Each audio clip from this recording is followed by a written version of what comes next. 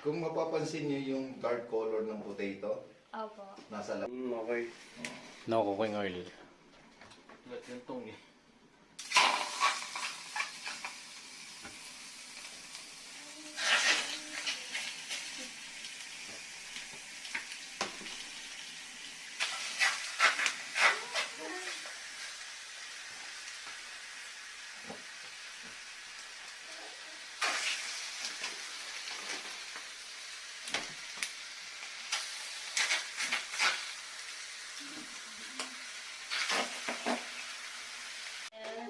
Milch. 1,5% Fett oder Wasser.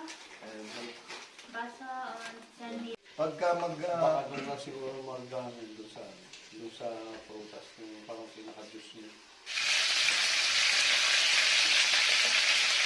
Pero kasi ganito yung luto mo kagabi rin. Hindi nga tumidikit, no?